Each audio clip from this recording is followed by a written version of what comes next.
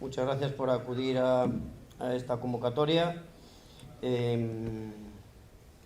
Vamos a hacer una presentación del Congreso Mundial, pero bueno, aprovechamos para que en estas actividades que desarrollamos en las distintas zonas donde vamos a estar en los próximos meses, pues abordamos un tema que pueda ser de interés del sector, y en este caso pues la cuestión de la circularidad en el sector del aceite de oliva es importante y yo creo que debíamos de tocarlo. Gracias a Margarita Cobo por acompañarnos, secretaria general de la Junta de Andalucía, y gracias también a la Fundación del Olivar por permitirnos hacer aquí en sus instalaciones esta jornadilla. Por supuesto, agradecer a nuestros patrocinadores, los patrocinadores del Congreso Mundial, que veis ahí todos puestos en los displays. Agradecer su colaboración, Agrobank, MSC, CIA, Agricultori Italiani y la FOI, que es la filiera oleícola italiana, John Deere, la Junta de Andalucía a través de Gusto del Sur, y la Junta de Castilla-La Mancha con su marca también Campo y Alma, que son patrocinadores platino del Congreso. Luego tenemos AGQ Labs, el Grupo Interolio, Yara Internacional, GEA, Balan Agriculture y Todo Olivo, que son patrocinadores oro, y en la categoría plata Hispatec, Kubota y SGS. Además, Agrocolor es la empresa que se ha quedado con los lanyards que luciremos todos en el Congreso en junio. Y por supuesto gracias a nuestros media partner, tanto de aquí como de Italia y Portugal, que son Agrotec, Botocampo, Puglia Liz, Grupo Yoli y Olio en España, Grupo Yoli y Olio, y en Italia Puglia Liz. Así que gracias a ellos por darnos también, y por eso está aquí me acompaña José Manuel Serrano, director de Jaenoy del Grupo Yoli. Gracias por darnos voz y contar un poco toda la evolución del Congreso desde sus comienzos. Para comenzar este evento, esta jornada, voy a dar la palabra en primer lugar a Salvador Ruiz, que es técnico de la Fundación del Olivar, que está en su casa para que nos dé la bienvenida. Lo quieras. Muy buenas. Buenas tardes a todos, y para nosotros de la Fundación del Olivar es un placer poder albergar esta jornada del Congreso. Muy bien. Antes de nada quería excusar la ausencia de Javier Olmedo, que debido a que tenía compromisos previos en la Feria Internacional de Verona y los premios de Sol de Oro, entonces por eso ha sido imposible que estuviera presente.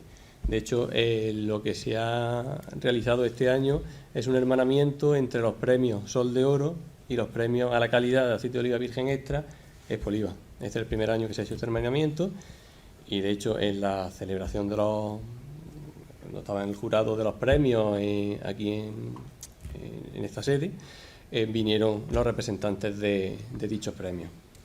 Muy bien, por supuesto, agradecer también la presencia a los asistentes, a las autoridades, a Margarita Cobo, Ricardo Miquelaño como coordinador, y por supuesto a los intervinientes en la mesa redonda, Manuel Parra, Juan Antonio Polo y Esteban Montblanc. Muy bien, una vez dicho esto, me gustaría, eso sí, hacer una pequeña introducción de los puntos en los que se encuentra inmersa la Fundación, breve, muy breve, pero quería comentarles que la semana pasada se consiguió, después de un arduo trabajo, conseguir que el Museo Terra Olium se inscribiera en el registro oficial de Museos de Andalucía. Este hito ha conseguido que darle mayor difusión al Museo Terra Olium como parte fundamental del oleoturismo de la provincia. También quería comentarles que la semana que viene se van a hacer la entrega de premios, de los premios a la calidad de aceite de oliva virgen extra Expoliva 2024, los cuales, debido a la solicitud por gran parte del sector de productores, han pasado de ser bianuales a anuales. Entonces, este es el primer año que el año pasado en Expoliva estuvieron los premios, este año también. Entonces, le hemos dado ese pequeño enfoque. También otro de los ejes fundamentales de de la Fundación del Olivar es el sistema de información de precio en origen, PULRED, que como sabrán tiene más de 30 años y es uno de los pilares fundamentales para los agricultores a la hora de producir y ver cómo se liquidan. Otro punto bastante importante y que quizá no muy conocido por el sector es el convenio que tenemos firmado con el COI, Consejo Agrícola Internacional, para poder utilizar una herramienta de digitalización de los paneles de cata que se llama Intrapanel, y llevamos varios años haciendo unos intercomparativos que se realizan con esta aplicación, cogiendo todos los paneles COI del mundo, y lo cual esta herramienta facilita el obtener los resultados de forma inmediata.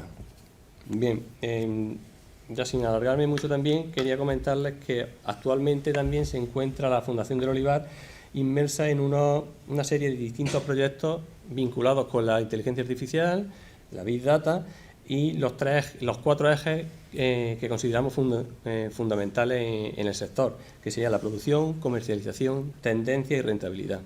Queremos unarla y, como he comentado antes, la Fundación del Olivar lo que quiere economizar el tema del dato. Nosotros, durante toda la historia que tiene la Fundación del Olivar, que ya son muchos, hemos ido generando una gran cantidad de información y actualmente estamos, gracias al Departamento de Análisis de Datos de la misma Fundación, estamos intentando obtener más resultados que posteriormente se puedan pasar al sector y sean beneficiosos para ellos. Y bueno, y sin alargarme mucho, porque vamos un poquito más tarde, reitero nuestra satisfacción por la realización en nuestra sede y muchas gracias. Muchas gracias.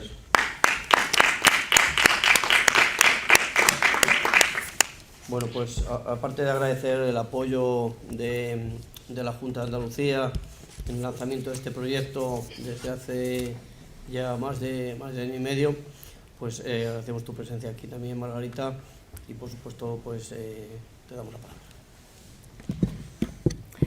Muchas gracias. Buenos días a todos. Y quiero comenzar yo también excusando la presencia de nuestra consejera de Agricultura, Carmen Crespo, que sin duda le hubiera gustado estar aquí esta mañana y por motivos de agenda, como pueden entender ustedes, no, le ha sido imposible. Y bueno, pues sí que quisiera comenzar, por supuesto, dando la enhorabuena al Congreso Mundial, dando la enhorabuena por la iniciativa, por el evento de hoy, que seguro que va a aportar información, reflexión y datos y documentación interesante para el sector.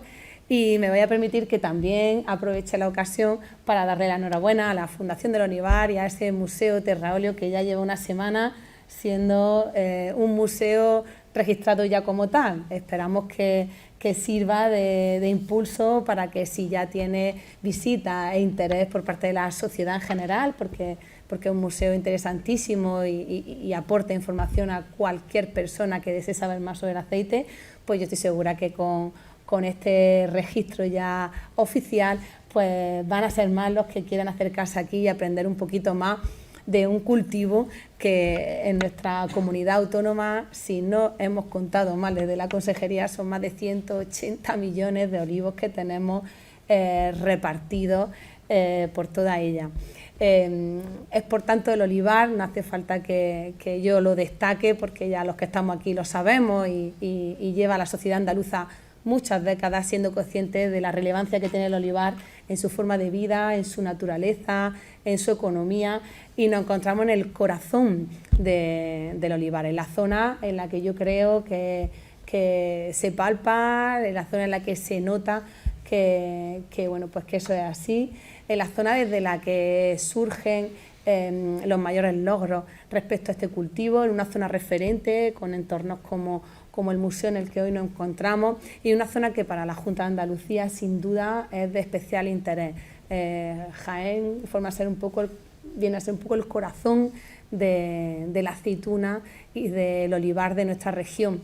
Y para nosotros es de extrema importancia este cultivo, Y es por eso que yo, en mi pequeña intervención, sí que quisiera destacar algo en lo que la Junta de Andalucía ha puesto mucho hincapié, con ese afán de querer seguir haciendo cada vez mejor nuestro olivo, con ese afán de querer seguir siendo líder en el mundo en este tipo de cultivo y hacer que el olivar y el sector siga siendo el motor del cultivo a nivel mundial.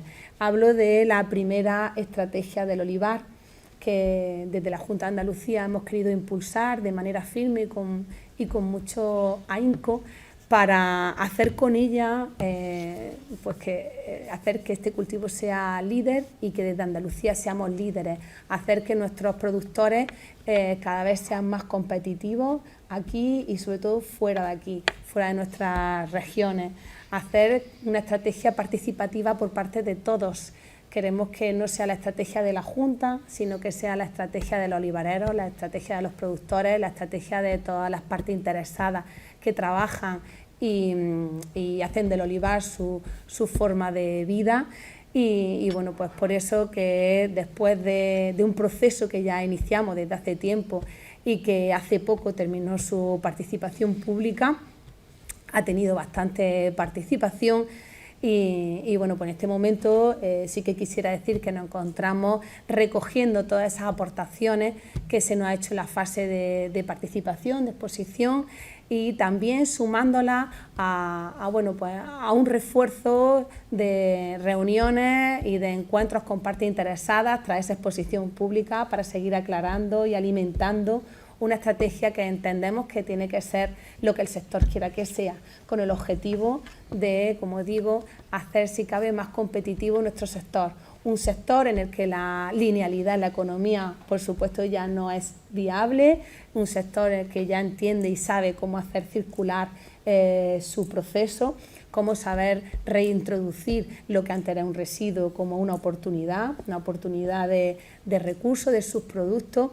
Y bueno, pues en ello hay numerosísimos ejemplos y desde la Junta de Andalucía con herramientas en paralelo como la Ley de Economía Circular y todos los esfuerzos que estamos intentando hacer para evitar tener recursos y sí residuos y sí tener recursos y nuevos productos, pues esperemos que ello haga que también siga impulsando ese beneficio al sector, un sector que cierto es que con la sequía se está viendo muy mermado, llevamos tiempos complicados en cuanto a rentabilidades por culpa de diversos parámetros y fundamentalmente por la sequía, pero con estrategias pensamos como la que estamos emprendiendo junto a vosotros, entendemos que servirán para hacer que el impulso siga estando aquí, en nuestra Andalucía, con Jaén como corazón y bueno, pues con una Junta de Andalucía que además debe, y de hecho lo hace,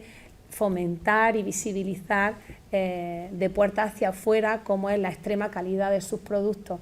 De ahí también que ese otro instrumento, la marca Gusto del Sur, sea otro de nuestras banderas para lanzar fuera de nuestras fronteras, en la que se entienda en un mismo lenguaje cómo los productos que hacemos en nuestra región son de extremísima calidad.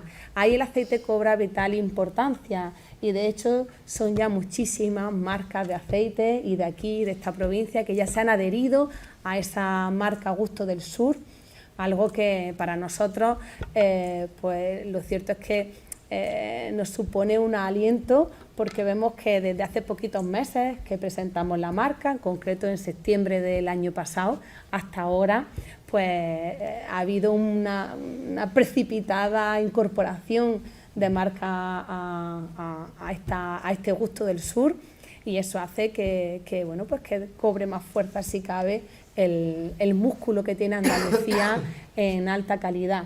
Nosotros desde la Junta de Andalucía seguimos escuchando al sector, por eso esperamos que, como he dicho en un primer momento, esta primera estrategia del olivar sea un buen camino a recorrer en compañía con el sector. Esperamos que esta estrategia siga ayudando a ese liderazgo y a esa mejora de la competitividad del sector y bueno, pues y con marcas como Gusto del Sur, pues que no dejemos de visibilizar fuera de nuestras fronteras que somos únicos en Andalucía, somos únicos en una región que sabe hacer las cosas bien, sabe hacer las cosas con sostenibilidad y bueno, pues que esta región siga creciendo gracias a sus más de 180 millones de olivos, que espero que no se hayan equivocado al darme el dato, y bueno, pues que desde Andalucía para el resto del mundo sea el olivar no solo nuestra forma de vida, sino un ejemplo para saber dar salud a todo el que quiera sumarse a ella. Y nada más, yo espero que sea una jornada muy productiva. De nuevo, enhorabuena al Congreso Mundial, enhorabuena a todos los que han querido participar, el Diario Yoli, de una manera especial, impulsando y haciendo que estas iniciativas tengan voz y salgan hacia afuera y que pueda ser mejor tratada toda la información. Enhorabuena a los patrocinadores y bueno, pues sin más, pues a esperar a que estas jornadas pues nos traigan bueno para todos. Enhorabuena. Muchas gracias. Íbamos a hacer una presentación, pero lo hicimos el otro día en Toledo y nos salió bien. Vamos a poner un vídeo que resume claramente lo que es el Congreso y yo creo que os va a gustar.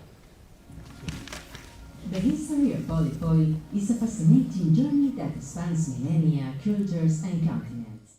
Pues la verdad que recoge todo lo que hemos hecho desde hace más de año y medio y lo que queremos que la gente vea del 26 al 28 de junio en Madrid.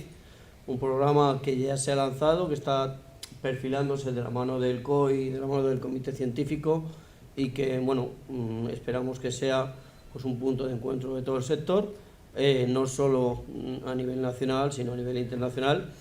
De hecho, el día 29 de mayo estaremos también en Siena, donde lo presentaremos oficialmente a todo el sector a nivel mundial y bueno, pues eso será también un buen aldabonazo para que todos nos veamos luego en junio en Madrid. Así que esperamos que todo el mundo pueda asistir. Estamos generando el interés para que los operadores del sector, tanto a nivel nacional como internacional, acudan a esta cita y bueno, pues con el cariño, cuando se hacen las cosas con cariño, pues al final sale todo y esperamos que sea un buen primer congreso y luego pues no sé si nos iremos a otro país o lo haremos en España otra vez, eso ya lo decidiremos en el futuro, pero bueno, creemos que es un buen primer programa y por supuesto, como decía al principio, agradecemos la colaboración de todos los participantes, de todas las instituciones que nos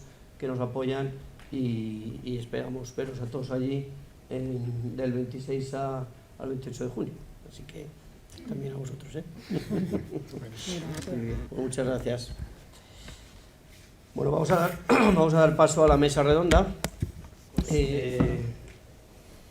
Como decía, en estas presentaciones que hacemos en distintas partes de España, lo que solemos hacer es tocar un tema y yo creo que el tema de la circularidad, de la sostenibilidad, es un tema, como decía antes Esteban, de grandes tendencias, de megatendencias y que el sector no puede obviar y tiene que trabajarlo. Por ello, hemos organizado esta mesa que hemos llamado Olivar Sostenible, la ruta circular del aceite de oliva. Y para moderar esta mesa me acompaña José Manuel Serrano, que es el director de Jaén Hoy, el diario que el Grupo Yoli tiene aquí en Jaén, al que le doy las gracias por acompañarnos y le doy la palabra para que introduzca todos los temas. Muy bien, pues muchas gracias.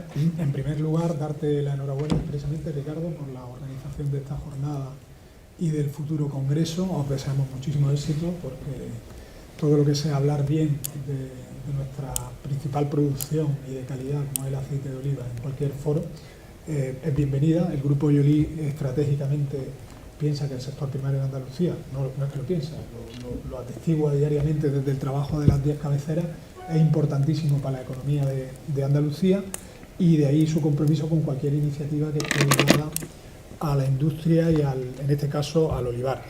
Jaén, que somos la cabecera última en incorporarnos al grupo, este grupo líder de comunicación andaluz, pues dentro de Jaén, Jaén está ligado al olivar, y además me gusta mucho también lo que hablaba Margarita, de esa hilar a cultura, hablar de calidad y hablar de tejido industrial en Jaén relacionado con el aceite de oliva. Las personas que nos acompañan en la mesa han trabajado mucho y bien para que no solo Jaén se identificara con el aceite de oliva, sino con el aceite de oliva de calidad, y que las empresas, cooperativas, lucharan toda una, y ha calado, y entonces es importante poner el foco en ese trabajo previo. Ahora contamos con unas instalaciones como las que nos acogen hoy de primera, y eso hay que ponerlo en valor. Y por finalizar, esa debe ser, como motor de nuestra cabecera ligada a Jaén, esa debe ser nuestra premisa de trabajo, ¿no? Poner en valor, como se ha hecho con el aceite, pues como con tantas otras cosas, infraestructuras, pero bueno, no me voy a ir por las ramas, que lo importante hoy es el aceite de oliva y esta jornada, ¿vale? Así que por mi parte eso sí. Muchas gracias, José Manuel. Nos acompañan en la mesa, en primer lugar, por orden, según lo tengo aquí, Manuel Parras, que es catedrático de Comercialización e Investigación de Mercados de la Universidad de Jaén. Muchas gracias por acompañarnos, Manuel. Gracias a ti. Juan Antonio Polo, que es el jefe del Departamento de Tecnología del Aceite de Oliva y Medio Ambiente del COI. Antonio, muchas gracias. ¿Vosotros? Mira si estabais... no, pero lo hemos cambiado. Y Esteban Montblanc, que es el gerente de Interolio. Esteban, muchas gracias. A vosotros. Y gracias también por vuestro apoyo en todo este camino. José Manuel, ¿qué hacemos? ¿Empezamos con el lío? Pues yo creo que sí, ¿no? Empezamos con, bueno, tal como me habías comentado, Ricardo, vaya a disponer de 5 minutos, y luego después de esa intervención inicial pues ya podemos entrar en preguntas, si el público quiere efectuar alguna, pues encantado de que se haga partícipe. Creo que toma en primer lugar la palabra Manuel Parras, pues tuyo el micrófono. Pues muy bien, pues muy buenas tardes ya, y muchas gracias, Ricardo, por invitarme. Yo también me sumo a la felicitación. Ha habido aquí hoy varias, ¿no? Una es el propio Congreso, en el que evidentemente estaré, y otra es este impresionante museo que ahora, formando parte de la red, pues seguramente se hará más visible, ¿no? Bueno, yo voy a tratar de ceñirme, si no, para eso está aquí José Manuel, para que me diga que me estoy pasando esos 5 minutos. La sostenibilidad es algo que aumenta el micro. La sostenibilidad, para empezar, es algo que aumenta la competitividad. Lo decía muy bien Margarita. Yo he tenido la oportunidad de participar con un grupo de investigadores echando una mano a la estrategia. Evidentemente, la parte de la sostenibilidad es ahí fundamental. Y la sostenibilidad tiene dos componentes. Uno es un componente de demanda y otro un componente de oferta. El componente de demanda es en qué medida la ciudadanía, los consumidores, básicamente están dispuestos a pagar, aunque después eso es una pregunta más adelante, ¿no? Demandan sostenibilidad, y eso qué es exactamente, porque es una palabra muy excesivamente manida, ¿no? Hay que descargarla en actuaciones, en hechos, ¿no? Y dentro de la sostenibilidad, todo lo que tiene que ver con la economía circular o la bioeconomía circular, como queramos, y luego en qué medida la oferta está respondiendo, ¿no? Entonces, si nos vamos a la demanda, hoy día la sostenibilidad o los elementos vinculados a la sostenibilidad son elementos clave de diferenciación de los aceites de oliva, sobre todo vírgenes extra. Y eso viene muy bien en aquellos territorios que tienen menos posibilidades, por ejemplo, de ir a una mayor intensificación en el olivar, ¿no? De manera que es un elemento clave. Para diferenciar los aceites de oliva en general hay 4 tipos de atributos. Uno que son los atributos intrínsecos, todo el mundo los puede observar. Puede estar la variedad, puede ser que sea ecológico o no ecológico, puede ser que sea DOP y GP o no lo sea, está incluso el aroma, están los mayores o menores efectos positivos para la salud, que eso van en los distintos aceites, ¿no? Luego están los atributos extrínsecos. Esos atributos intrínsecos son fundamentalmente marca, precio y también todo el tema de certificaciones, que sin estar presentes en los procesos productivos, así que no tiene que ser DOP o no tiene que ser un ecológico, pero sin embargo son requeridos por otros países, ¿no? Me refiero, por ejemplo, a BRC y FES, por ver algún ejemplo de aquella gente que quiere vender en estos mercados, ¿no? Y luego están los atributos ocultos. Esos atributos ocultos cada día ganan más presencia, entre ellos está todo lo que tiene que ver con la sostenibilidad en la economía circular.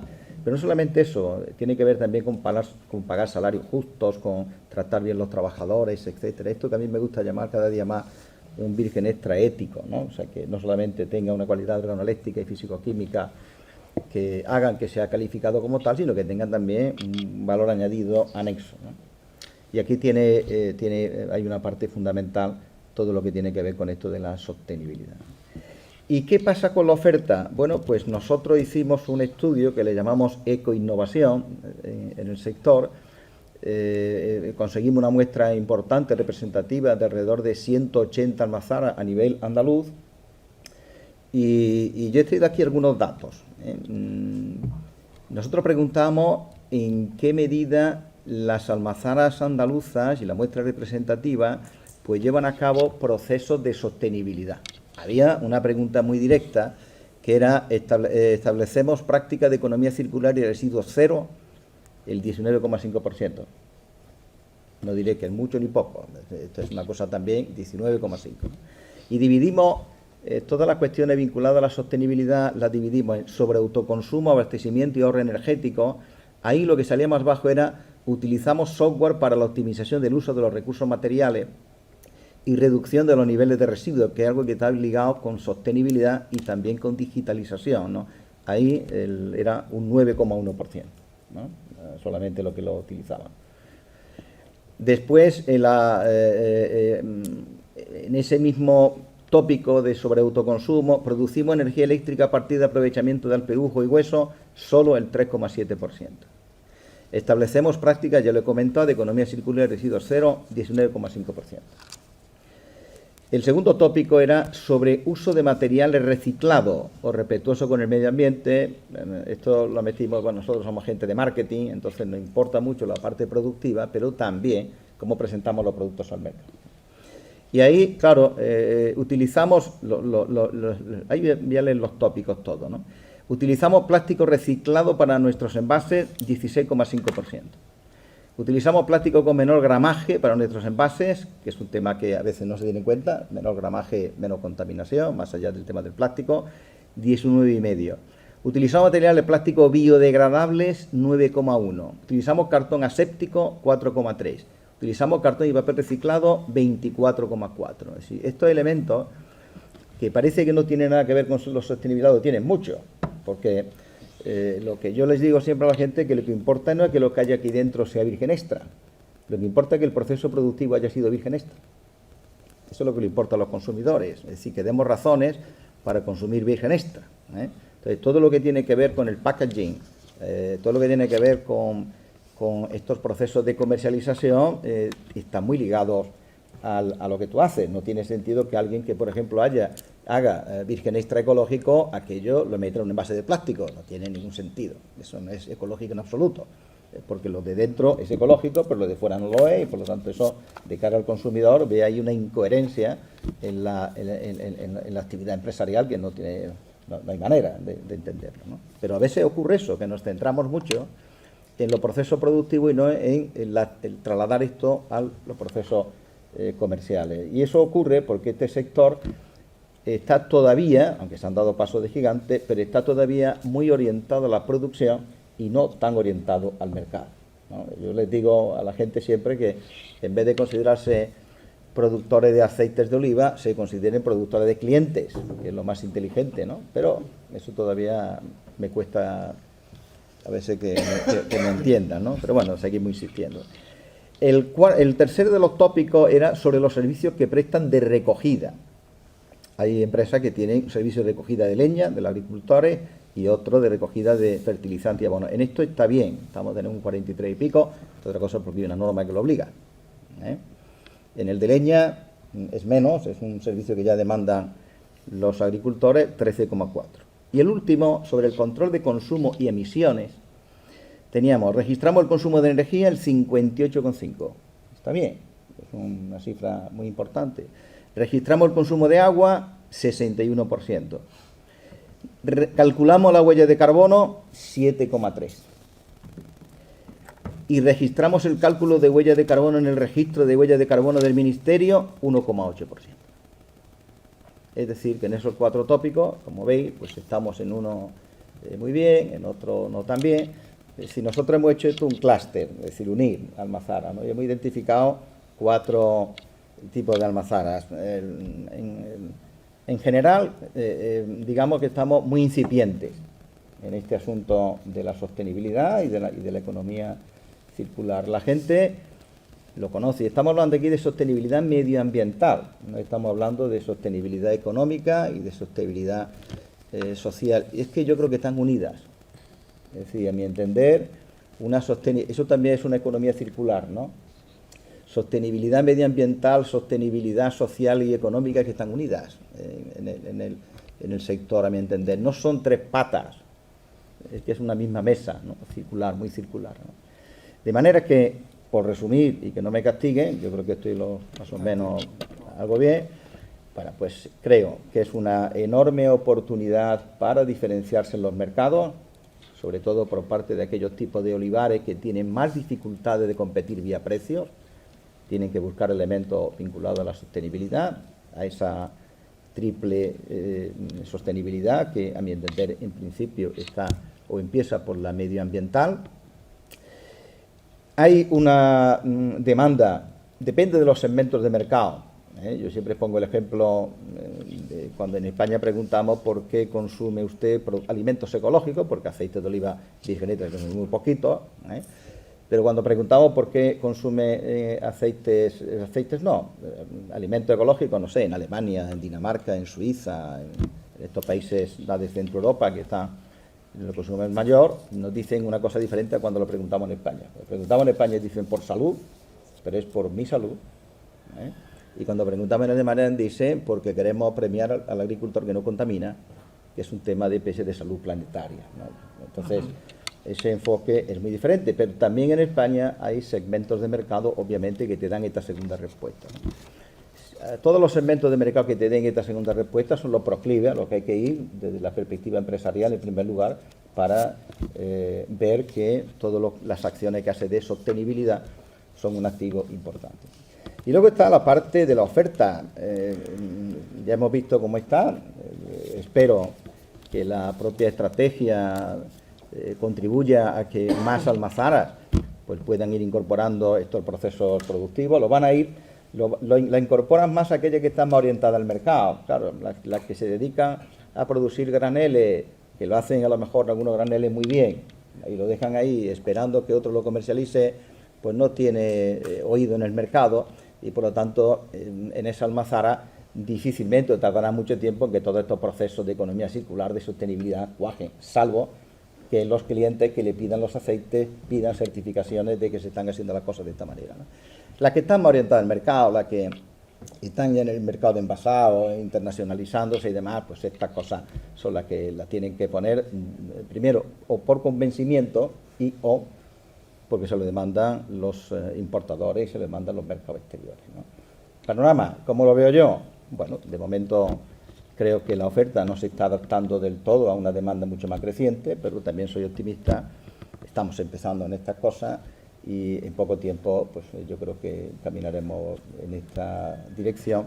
Quizás cuando pasemos estos indicadores, estoy seguro, dentro de 4, 5, 10 años, que no es un periodo tan largo, pues seguramente tendremos ahí ya un termómetro de que en esos indicadores pues se ha subido. Pues muchas gracias, Manuel. Turno ahora para Juan Antonio Polo, jefe del Departamento de Tecnología del Aceite de Oliva y Medio Ambiente del COI. Tuya la palabra. Bueno, pues muchísimas gracias. El micro. Voy a intentar también ceñirme al máximo al tiempo y antes de nada, pues bueno, pues me gustaría... voy a dar una serie de ideas en el tiempo que tengo y si después queréis que tengamos algún tipo de interacción, pregunta y tal, encantado. El Consejo Olímpico Internacional es una herramienta, es una institución política formada por los gobiernos de los principales países productores de aceite de oliva y aceituna de mesa del mundo. En términos porcentuales, aglutina a día de hoy aproximadamente al 90 y tantos % de la producción mundial.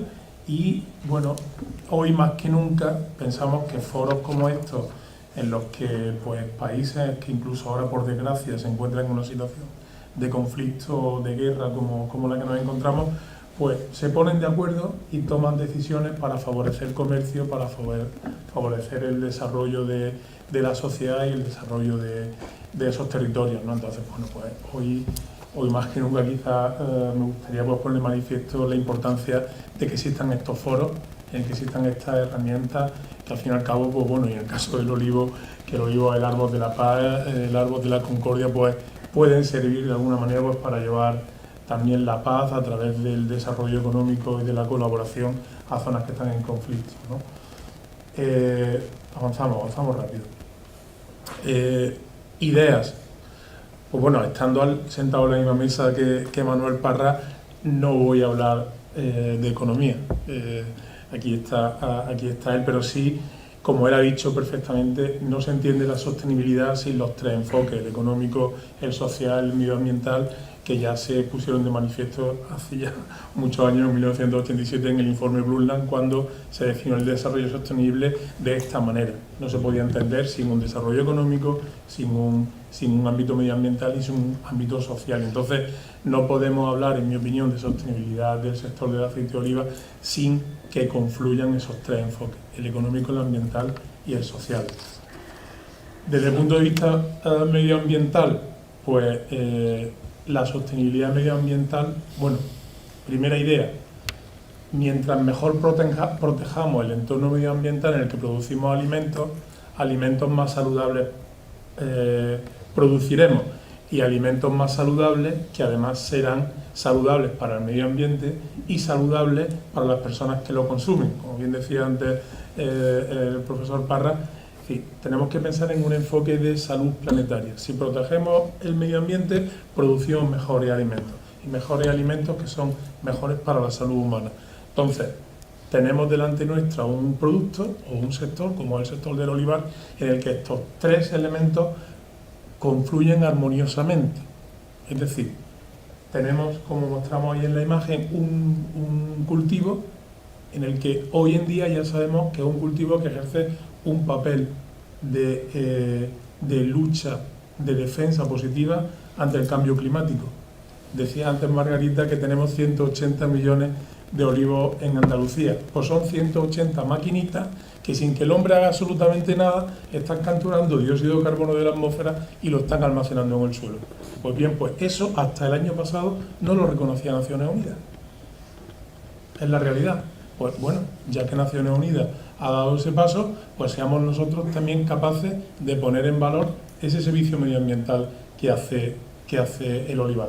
Pero el Consejo Olícola Internacional hace ya 7 o 8 años desarrolló un estudio en el que evaluó ese potencial de almacenamiento de dióxido de carbono de la atmósfera por parte del olivar y lo cifró en aproximadamente 47 millones de toneladas al año, que si en aquel año que la superficie plantada eran de 10,5 millones de hectáreas, pues nos salía un ratio medio, un número gordo, muy grosero, de 4 toneladas y media de dióxido de carbono por hectárea. Ahora, evidentemente, a partir de ahí podremos afinar, podremos desarrollar modelos mucho más finos, pero bueno, ese papel la sociedad tiene que valorarlo. Avanzamos. Aquí no lo vais a ver bien, pero bueno, simplemente esto es un balance de masa típico del sector del olivar en Andalucía. Esto es un primer balance que hicimos, que además utilizando datos de Agapa, creo que fue en el año 2014, y como podéis ver en la diapositiva, todos los elementos que se califican como subproductos, que a mí personalmente, aunque no esté en el diccionario de la Real Academia, me gusta hablar de coproductos, son elementos que salen del sistema, el orujo húmedo, la hoja, el hueso de aceituna, que todos y cada uno de esos coproductos tienen ya termino. Tienen un potencial de valorización. Es decir, hoy ya sabemos, ya tenemos el conocimiento científico suficiente como para saber que todo producto que sale del sistema productivo de aceite de oliva o aceituna de mesa tiene una valorización en el mercado. Se suele decir que del cerdo se aprovecha todo, pues de la aceituna también, absolutamente todo. Todo es valorizable. Quizás hay determinados procesos que todavía no tienen la escala industrial suficiente como para que sean directamente industrializables y comercializables ya en la vía común, pero a través de procesos de innovación que tienen un impacto logarítmico en la disminución de la escala industrial, seguro que en muy poco tiempo vamos a estar ya, bueno, ya tenemos incorporación de grasas esenciales en cosmética, ya tenemos hasta harina de orujo para celíacos que no tienen ninguna repercusión en sabor en los productos de alimentación en los que se incorporan. Es decir, tenemos la suerte de estar ante un producto, ante un sector en el que todo, absolutamente todo, es aprovechable. Y por finalizar, esto se ha descuajarinado, paso a hablar más. Bueno, pasamos de la diapositiva. Pasamos. Dos ideas me quedan por decir. Una, tenemos delante nuestra una estrategia mundial de neutralidad climática a 2050. Bien, esa estrategia de neutralidad climática a 2050 de Naciones Unidas, la Unión Europea ha desarrollado su propia estrategia de neutralidad y normalmente, como suele ser habitual, con un nivel de exigencia mayor. Pero esto es indiscutible. Es decir, podemos pasar horas y horas debatiendo sobre la estrategia de 2050, sobre los objetivos de desarrollo sostenible, pero ese tren está en marcha. Yo creo que tenemos que enfocarnos en el cómo alcanzar esos objetivos. Y simplemente os detallo en la diapositiva dos flechas. Uno, para alcanzar los objetivos de reducción de emisiones de la Unión Europea a 2030, implica, con los objetivos que ha marcado la Comisión, que tenemos que reducir las emisiones de gases de efecto invernadero de nuestra actividad económica un 55%, si queremos cumplirlo. Pero si además queremos alcanzar la neutralidad climática a 2050, nuestra capacidad de absorción, es decir, lo que de retirada de dióxido de carbono, de gases de efecto invernadero de la atmósfera a través o bien del carbon farming, que es lo que nos ocupa, o a través del almacenamiento en productos, o a través del almacenamiento geológico o químico del CO2, tenemos que duplicar nuestra capacidad de absorción. Es decir, tenemos una oportunidad impresionante en el sector de la agricultura y en el caso del olivar mucho más, para aprovechar esta ingente movilización de fondos para mejorar nuestra sostenibilidad, para mejorar nuestro olivar, porque además va a ser redundante en nuestra cuenta de explotación. Y ya finalizo, vámonos a las conclusiones directamente. Sabemos que el cultivo del olivar es un cultivo resiliente al cambio climático. Sabemos que las estrategias de adaptación que se están llevando a cabo, la mejora genética, las prácticas de riego deficitario controlado fundamentalmente, están consiguiendo mantener niveles de producción que no se haya abandonado o que no se haya echado a perder el cultivo. Y tenemos el ejemplo de las dos últimas campañas que hemos sufrido una sequía devastadora, que evidentemente ha disminuido la producción a un 50%, pero el olivo está ahí. Y el olivo, en cuanto ha llovido, el olivo parece que ha resucitado.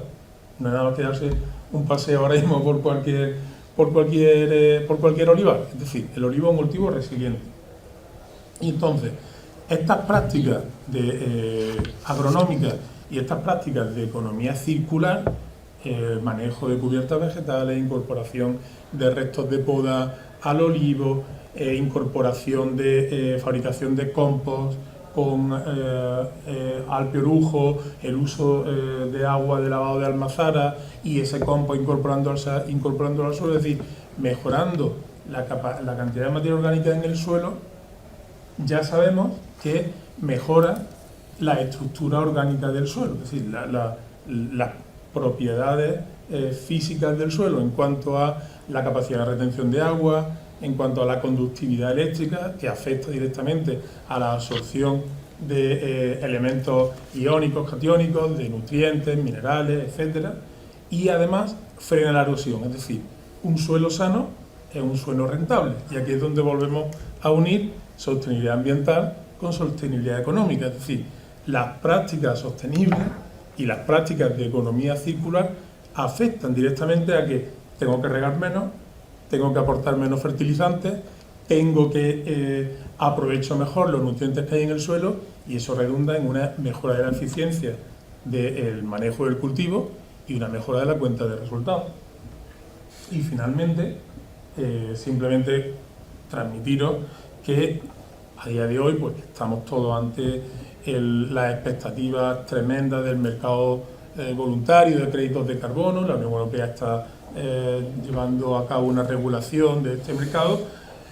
Bueno, el COI está trabajando en el desarrollo de una norma específica y un estándar propio para el sector del olivar, para ponerlo a disposición tanto de la Unión Europea como de otras entidades a lo largo del mundo, para que la especificidad del olivo y del olivar sea tenida en cuenta en estos esquemas, y realmente el agricultor, el olivarero, pueda de alguna manera monetizar este servicio medioambiental que a día de hoy todavía no puede monetizar. Y no me extiendo más, perdón. Muchísimas gracias, Juan Antonio. No, estos ponentes son muy rigurosos con su tiempo y se agradece sobre todo por concretar en una primera valoración vuestras intervenciones, que como digo son muy interesantes. Bueno, pues ahora toca ver la perspectiva, en este caso del gerente de Interolio, Esteban Montblanc. Esteban, bien. Bueno, buenos días a todos. Primero agradecer a Ricardo. Estaba intentando hacer memoria, hace más de 15 años que nos conocemos. Pasa el tiempo. Agradecer que invite a Interolio. Además de Interolio, también Interolio como tal, y en mi caso, en mi persona, tenemos la presidencia de Citoliva, y por tanto me acompaña su gerente aquí, el Centro Tecnológico del Olivar y del Aceite de Oliva. La verdad es que el tema de, cuando Ricardo nos planteó participar, el tema de sostenibilidad y economía circular, lo hablábamos en la puerta con Juan Antonio, ha pasado o está pasando como en bolsa, ¿no? Se ha convertido en una mega tendencia, y ahora ya no hay jornada que se precie que no se hable de sostenibilidad, de economía circular. La ultimísima moda es la huella de carbono y los créditos de carbono, y entramos en dinámicas que yo creo que algunas veces también deberíamos pausar un poco y preguntarnos si esto son tendencias, son modas, o si realmente debe ser una preocupación. Nosotros en Interolio, como nos gusta tener un poco espíritu crítico y sobre todo inconformista, creemos que esto va más allá de una moda. Yo voy a dar algunos datos que creo que todos los conocemos, pero que es importante que los digamos, ¿no? Está habiendo un aumento, y va a haber un aumento de la población mundial muy relevante. Actualmente en el mundo hay 7.500 millones de personas. La FAO pronostica que para 2050 habrá cerca de 9.000 millones de personas, a las que tenemos que alimentarlas. Y sin embargo, la disponibilidad de recursos cada vez es menor, y estamos viendo cómo se generan tensiones incluso geopolíticas. El inicio de la guerra, o más que guerra, invasión de Rusia a Ucrania, lo primero que se vio afectado fueron las materias primas agrícolas. Tuvo un impacto tremendo, porque Rusia y Ucrania son los dos mayores productores del mundo de girasol. Pero es que tenemos otro recurso que en nuestra provincia es de alta importancia y que lo hemos sufrido, que es el agua. Hace tiempo que se dijo que España nunca más iba a producir menos de 1 millón de toneladas. Y casualmente llevamos 2 campañas consecutivas con menos de 1 millón de toneladas. Y el aspecto más importante ha sido la falta de pluviometría necesaria para hacer frente a las nuevas plantaciones. Con lo cual, la disminución de recursos es obvia y evidente, recursos que son necesarios para alimentar a una población mundial que va en crecimiento. Y todo esto en un entorno donde yo creo que todos lo estamos viviendo, que el nombre no seré yo el que lo ponga, hay mucho debate sobre ello, pero es cierto que el clima, la climatología, está en proceso, pues seguramente, de cambio, ¿no? Es decir, hablamos de un cambio climático. En todo este entorno, y sobre todo con la primera variable, tenemos que alimentar cada vez a más personas, hasta el punto, yo creo que un dato que hace poco salió y que es muy interesante. Bill Gates, que todos lo conocemos, ¿no?, el fundador de Microsoft, es el mayor tenedor de tierra cultivable del mundo, de Estados Unidos, perdón. Es decir, hay una preocupación incipiente, igual que lo estamos viendo y los que estamos en el sector lo vivimos, la entrada de grandes fondos de inversión de ámbito mundial en la agricultura y sobre todo en nuestro olivar. Tenemos clientes en Portugal y nos comentaban que una de las últimas operaciones que se ha producido en Portugal son de operadores que yo jamás pensé que se podían incorporar a la olivicultura. Y hablamos de dos de ellos, uno es Aramco, la mayor compañía petrolera del mundo, y el otro es HSBC, Banco Internacional, creo que de Singapur o Taiwán, de Hong Kong. Japón no. HSBC. ¿De Japón? Sí. Bueno, pues se han unido con un tercer socio bajo un fondo de inversión y ya tienen producción de aceite de oliva en Portugal. Frente, por ejemplo, al padre de Manolo en Torre del Campo o a mi padre en Arquillo, ¿no? Al final, estos son los nuevos tenedores de alimentos, ¿vale? Con lo cual, creo que cuando hablamos de sostenibilidad, realmente debemos hablar de toda esta tendencia. Hablaba Juan Antonio del 2050 y del tren, me gusta mucho eso porque es verdad, esto es un tren donde no se está discutiendo si 2050 es pronto o tarde. La realidad es que tenemos que montarnos en ese tren. Por tanto, nosotros entendemos que esto no debe ser una moda, no debe ser que todos nos llenemos de verde y tengamos certificaciones que acreditan que somos sostenibles o que tenemos un uso eficiente de los recursos, sino que realmente en el trasfondo de todo esto es que fundamentalmente nosotros lo que hacemos es alimentar al mundo. Y el mundo se está quedando sin recursos y tenemos que ser mucho más eficientes en el uso de esos recursos, ¿no? Con respecto, luego no sé si hablaremos si el consumidor es capaz de percibir, Manolo ha insinuado, oye, pero el consumidor percibe que un productor, en nuestro caso de aceite de oliva, utiliza prácticas sostenibles o no. Vamos a dar nuestra opinión y nuestra experiencia, que es de hace muy poco tiempo. Pero nosotros como Interolio sí quiero destacar 6 acciones, porque al final esto se trata, como la mujer del César, no de parecerlo, sino también de serlo. Y a nivel de empresa que nace en 2009 y que lo que hacemos fundamentalmente es concentrar la oferta de nuestros accionistas, somos una comercializadora fundamentalmente de aceite a granel, que también desde el punto de vista del granel se puede tener orientación a mercado, no solo desde el envasado. Hay un granel que también tiene que tener orientación a tus clientes y a los consumidores de tus clientes. Y fundamentalmente lo hemos hecho con 6 actuaciones muy concretas. Y dentro de esas 6 actuaciones, las 2 primeras que voy a mencionar son en las que tenemos una ilusión tremenda y muy grande, sabiendo que son muy complejas. La primera es, y tenemos aquí uno de los mayores expertos en España, que es Juan Antonio Polo, es la huella de carbono y la capacidad de una empresa que comercializa la producción de sus socios de poder tener un balance positivo de huella de carbono. Y para eso contamos con una asociación que para nosotros es el mejor de los socios posibles, que además está aquí con nosotros hoy, que es Balam, empresa de Córdoba, y que está aquí con nosotros José Luis, que creo que también es uno de los grandes expertos a nivel nacional e internacional de la huella de carbono y de la reducción o de tener un balance positivo. Bueno, pues desde Interolio queremos hacer, como no nos gustan las cosas fáciles, como dice Mariela, que también nos acompaña, todo lo que supone huella de carbono y disminución de la huella de carbono, fundamentalmente, Juan Antonio, es mucho más fácil en el caso de olivar en grandes explotaciones, como las puede haber en Portugal o como algunas que puede haber en Andalucía occidental. Pero en una provincia de Jaén, donde la explotación media está en 3, 4, 5 hectáreas, con una atomización tremenda del agricultor, en Jaén creo que hay cerca de 100.000 perceptores de ayuda pago, 80 y tantos mil, 90.000 perceptores de 0,7 hectáreas.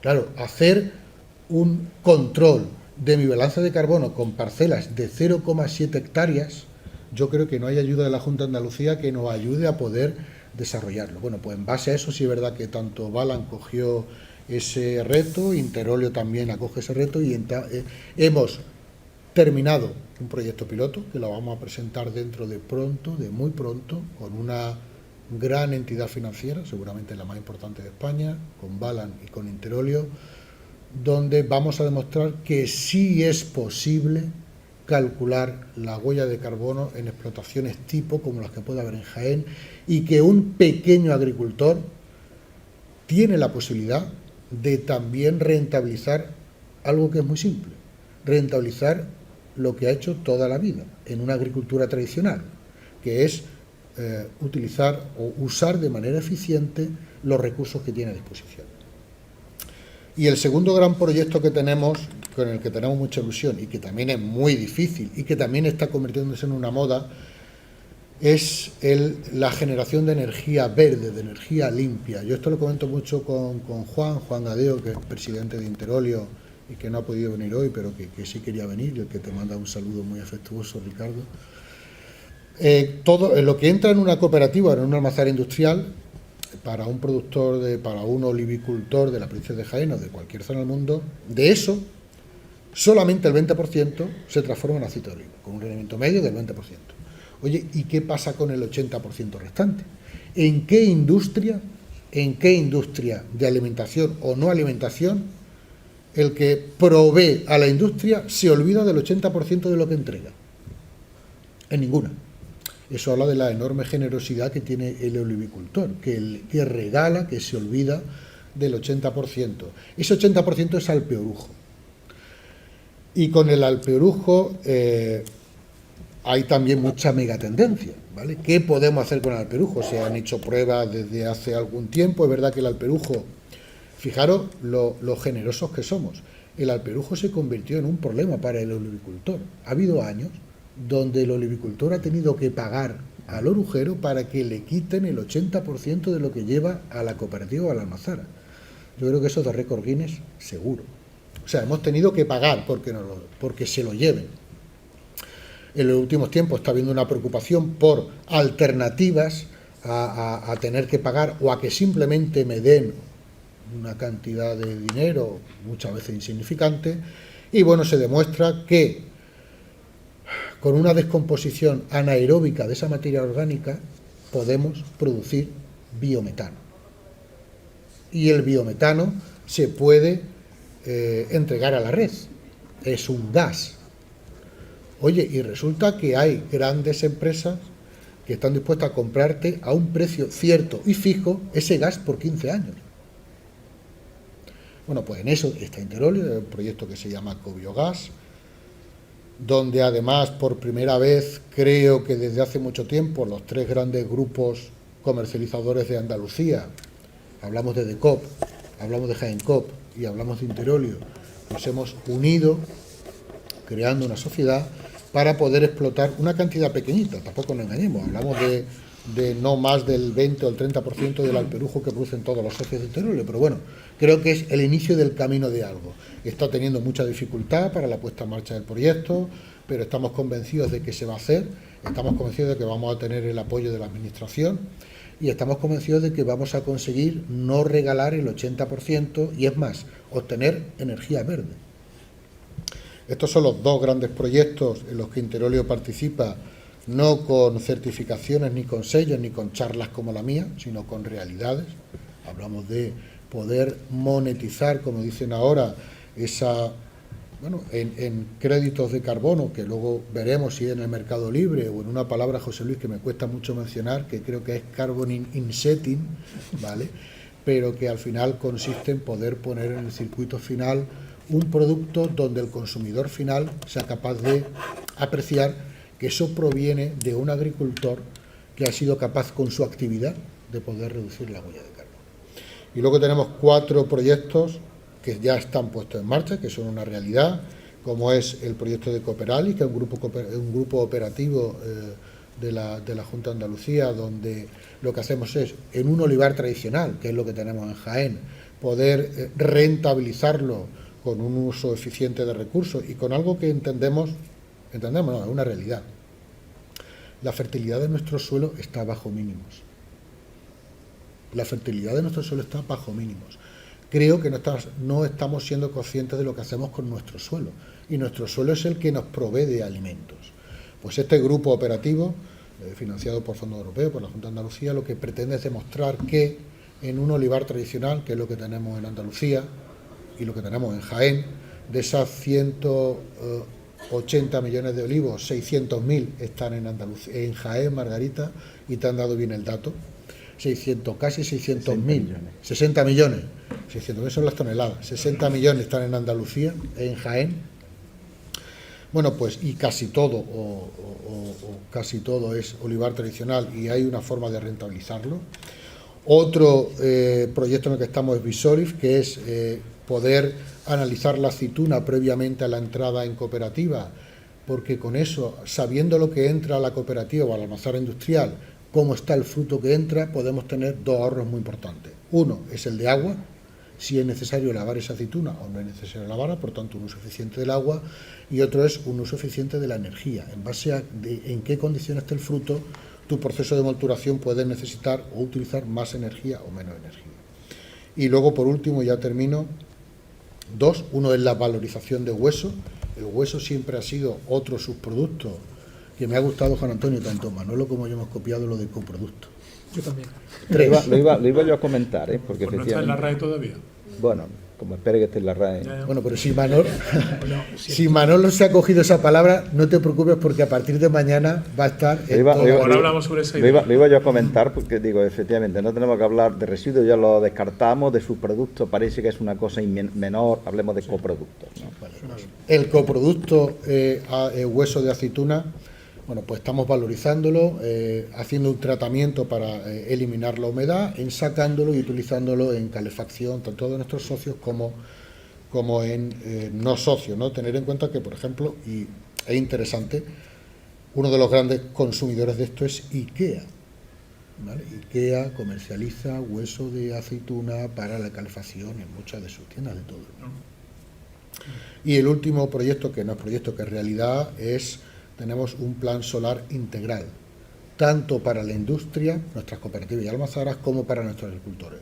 Consiste en algo tan básico como, en el caso del plan solar industrial, utilizar las cubiertas de nuestras cooperativas y almazaras para obtener energía solar, que una parte se destina al autoconsumo en campaña de recolección, de producción, y el resto se vierte a la red, y un plan solar doméstico para socios de cooperativas de Interolio para poder, bueno, pues poner o utilizar placas solares para la obtención de energía solar.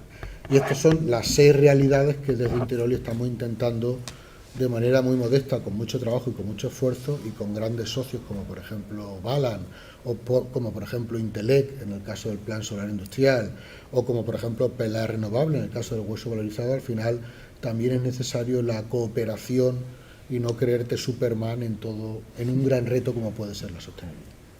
Pues muchas gracias, Esteban. Pues sí, yo me he quedado con ese virgen y extraético, el coproducto, también como idea así ya flotando sobre la mesa, y el biometano, que no es tema menor, y la capacidad de poder poner coto o fijar el dato de esa huella de carbono en pequeñas explotaciones. Pues no sé si empezamos ya con un turno de preguntas.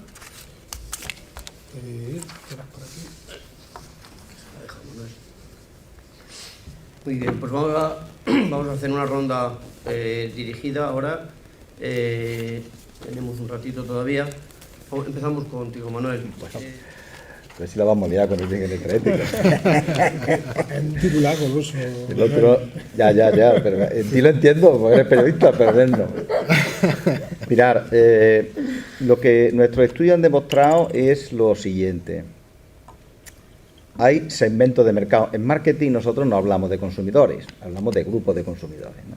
Consumidores que únicamente ven el precio, pues porque no tiene nivel de renta suficiente o este tipo de productos no lo valora y luego son capaces de gastarse más dinero en ropa. Entonces, hablamos de segmentos de mercado. Lo que nosotros hemos identificado segmentos de mercado, sobre todo en los mercados internacionales, que hay que distinguir el mercado nacional de los internacionales. Pero es verdad que en campañas normales vamos a tener una media, hasta ahora, salvo estos dos últimos, de 1.300.000, 1.400.000 toneladas, consumimos internamente 500.000 y cada vez menos, porque el consumo en España está bajando, tenemos que buscar 1 millón fuera, y esos son los mercados ahora más golosos donde hay que estar.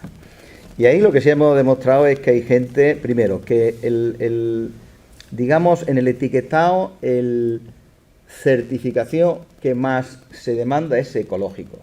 Esa es la que más se distingue. Puede que la gente no sepa lo que es ecológico, que lo hay, Pero ecológico a ellos le evoca esto, salud, tal y cual, medio ambiente, cuidado, y ese es el que más. En España no. ¿Por qué en España la gente no consume virgen extra ecológico? Porque tienen una alta consideración de virgen extra convencional.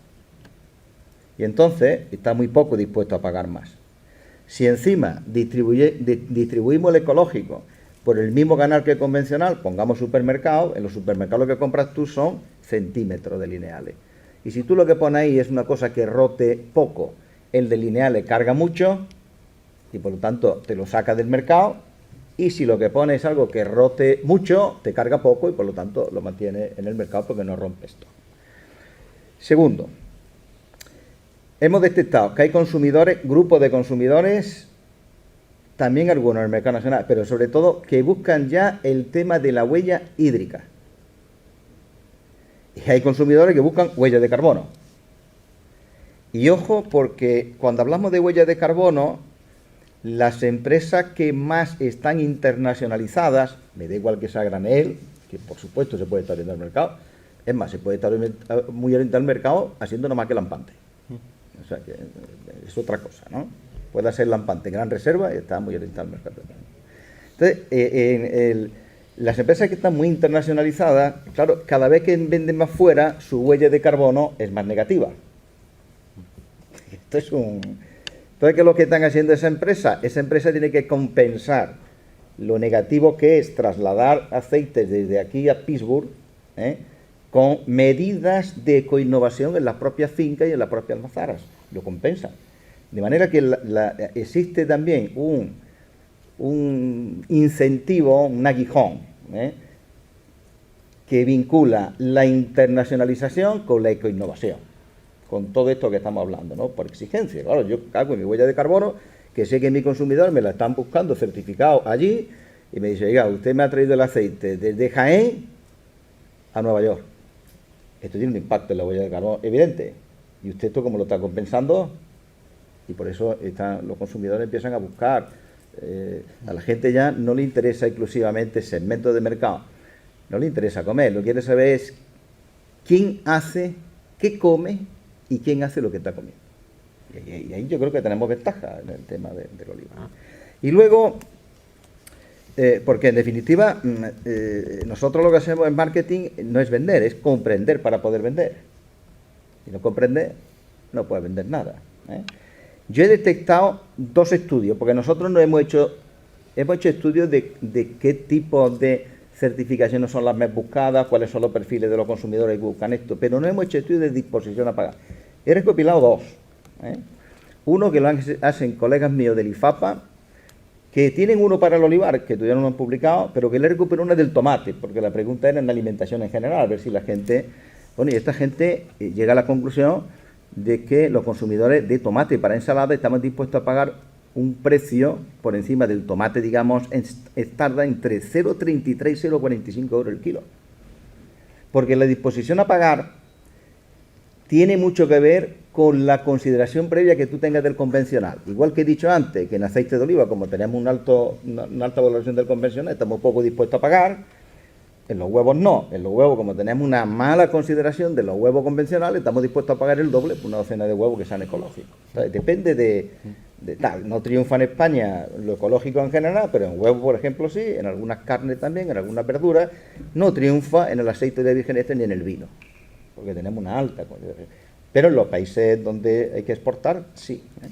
Y luego, en un estudio que participamos nosotros, ese sí, que era Diver Farming, un estudio muy interesante de la Unión Europea, de 10 millones de euros, que era cómo intercalar, como si fuese cubierta vegetal, pero en vez de poner los restos de poda, que se pueden, o poner una sembrada o una espontánea, pues poner, por ejemplo, lavanda o lavandín, o este tipo de cosas, un proyecto que hicimos muy interesante. Algunos ponían incluso azafrán, y el azafrán, ahí descubrimos que vale más el bulbo que la propia vegetación del azafrán y demás, pero bueno, gente que lo que está haciendo es eso, dice, bueno, en vez de poner una cubierta vegetal normal, que la tengo luego que segar y tal, no sé cuánto, y que no me da ningún tipo de rentabilidad, más que lo que bien se ha apuntado aquí, un enriquecimiento del suelo, evidentemente, no es poco, pero si ponemos, por ejemplo, lavandín,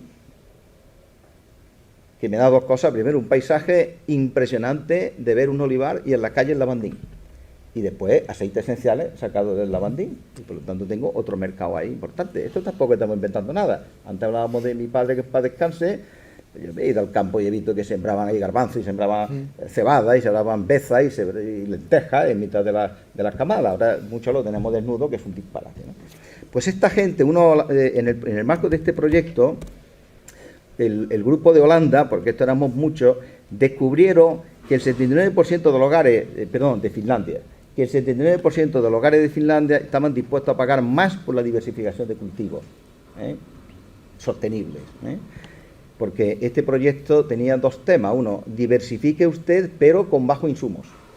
Por tanto, se marcaba en la sostenibilidad. Y ellos calculaban que la suma que los consumidores estaban dispuestos a pagar fue de media 228 euros por hogar al año. 228 euros por cultivo sostenible al año. Y esto tenía una rentabilidad, un ingreso extra para el agricultor de 245 euros por hectárea.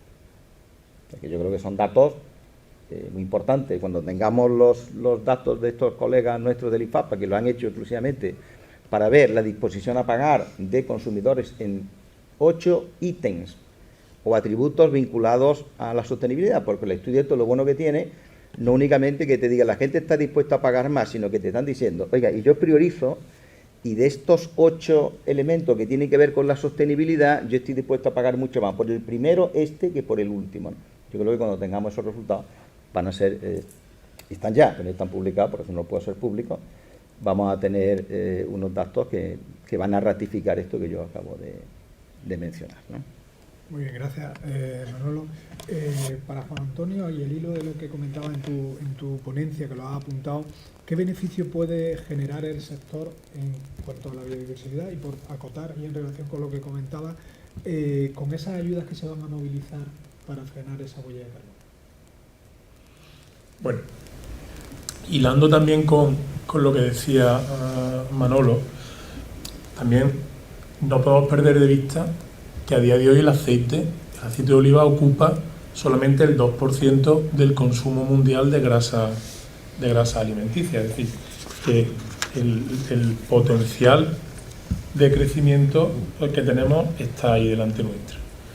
Pero es que además, un amigo mío me decía hace ya muchos años, cuando empezábamos, porque yo vengo del sector, yo antes de estar en el COI he estado siempre en el sector privado, ¿no? Y me decía, oye, si no tienes una buena razón, preocúpate de tener un buen precio. Y claro, aquí a día de hoy, en el sector del aceite, creo que tenemos muy buenas razones para no estar peleando solamente por el precio. Entonces, tenemos delante nuestra un sector, un grupo de productos que responden a las principales demandas de valores, como decía antes Manolo, extrínsecos o valores intangibles que el consumidor a nivel mundial le pide a un producto alimenticio, que es que sea bueno para mi salud y que sea bueno para el medio ambiente. Y ya sabemos hoy, como está explicando el profesor, que existen segmentos de población que incluso están dispuestos a pagar más por productos que le aporten esos dos atributos. Bueno, pues que el aceite de oliva está aquí, el primero en la fila. El primero en la fila. Entonces, todas estas actuaciones, como las que ha puesto de manifiesto Esteban de Interolio, son acciones que además de mejorar la eficiencia en tu proceso productivo, es decir, van directamente a tu cuenta de resultados, porque o bien disminuyen costes o bien te aumentan ingresos, además están respondiendo directamente, o sea, están conectando directamente con los dos principales vectores de compra que hay a día de hoy en el mercado, en productos alimenticios: salud humana y salud medioambiental. Entonces, creo que tenemos delante nuestra el principal, el único, por decirlo en palabras gruesas, el único alimento que cumple esa función. O sea, lo tenemos redondo. O sea, la tenemos votando ahora mismo para jugar el mejor partido que podemos jugar. Es decir, la oportunidad es perfecta. Y ahora, en concreto por lo que me preguntaba en cuanto a huella de carbono y emisiones, como apuntaba el profesor Parra antes. El primer estudio que tuve la oportunidad y la suerte de dirigir, que se realizó en España de huella de carbono en productos alimenticios, fue un estudio apoyado precisamente por la Dirección General de Industria Agraria de la Junta de Andalucía, en la que se evaluó la huella de carbono de un aceite de oliva, de un vino Pedro Jiménez y de un tomate cherry de Elegido. En 2008 ya pusimos de manifiesto exactamente esto que sabemos, es decir, todos estos algoritmos de cálculo están penalizando al que internacionaliza y no están teniendo en cuenta los elementos positivos que tiene el propio ecosistema del que parte el alimento, con lo cual aquí falla algo. Y efectivamente, es decir, poner una botella de aceite en Japón, porque es que además esto vino porque a un productor a dos productores de aceite le habían preguntado a unos japoneses que cuál era la huella de carbono de su producto. ¿Cómo que esto de la huella de carbono? Estamos hablando del año 2008. No existía, todavía no estaba publicada ni la primera norma, la PAS 2050, que se publicó un año y medio posterior. Entonces, es importante utilizar bien los esquemas normativos que existen a día de hoy para poder trasladar eso al producto de manera fiable y solvente. Porque lo peor que puede pasar a día de hoy es que alguien haga algún tipo de comunicación de sostenibilidad medioambiental y tal, y que el cliente haga así y rasque y vea que detrás de eso no hay absolutamente nada. Y como ya creo que desapareció la campaña y tal, sí, la voy a citar. Aquello de queso el ventero CO2 igual a 0 no puede volver a pasar. Y ya tenemos una directiva europea en contra del greenwashing. Y que nadie en el sector cometa ese error. Es decir, apoyaros en empresas solventes, en estándares internacionalmente reconocidos, porque el peor error que podéis cometer es que haya un cliente que después rasque y que detrás de eso no haya nada. Y aquí tenemos un ejemplo de exactamente cómo se pueden hacer las cosas bien hechas. Es decir, primero hacer y después comunicar bien. Pero que no haya el peligro, porque entonces se destruye todo lo que cuesta mucho trabajo construir. Muy bien, muchas gracias, Juan Antonio. Y esto, bueno, vosotros sois una SA, Esteban, pero estáis en el entorno cooperativo, al fin y al cabo. ¿Cuáles son los retos que tenéis a mayores de lo que puede tener cualquier empresa privada para tratar de convencer y de aplicar estas filosofías que estás hablando y que estáis implementando en vuestro grupo? Bueno, pues mira, al final, hablando de greenwashing, como habla Juan Antonio, bueno, antes sí me gustaría decir una cosa, Ricardo, porque hay mucha polémica sobre esto, llevamos casi un año de polémica, ¿no? El precio históricamente alto del aceite de oliva, y que estamos en un precio nunca visto antes y que está provocando incluso pérdida de consumo y que bueno, pues hay veces que hablan hasta telediarios, ¿no? Muchas veces. Bueno, pues este fin de semana, viendo a quien le guste, lo recomiendo. Ivo Sarjanovic, que es trader argentino de materia prima agrícola. Y es muy interesante escucharla en Value School hace 3 días. Ha sido la única persona que se lo ha escuchado. Es curioso que sea una persona ajena a nuestro sector. No es cierto. En términos nominales, sí. En términos reales, no. El año 1995, si tenemos en cuenta la inflación desde ese año hasta hoy, el precio en aquel momento, teniendo en cuenta la inflación, era 12 euros. Hoy son 10 euros. Por tanto, no es cierto que estemos en el precio más alto histórico del aceite de oliva. Sí tenemos en cuenta la inflación, que no es peccata minuta, porque ha subido el coste para el agricultor de todos los recursos que utiliza, combustible, mano de obra, agua, etcétera, etcétera. Con respecto a nuestra visión de ello, Ricardo, yo te voy a comentar algo que nos ocurrió el jueves pasado. Nosotros fundamentalmente somos una empresa granelista, aproximadamente el 12% de la producción de aceite de oliva de Jaén la gestiona Interolio, aproximadamente el 3,5-4% de la producción española y en torno al 1,5% de la producción mundial la gestiona nuestra empresa.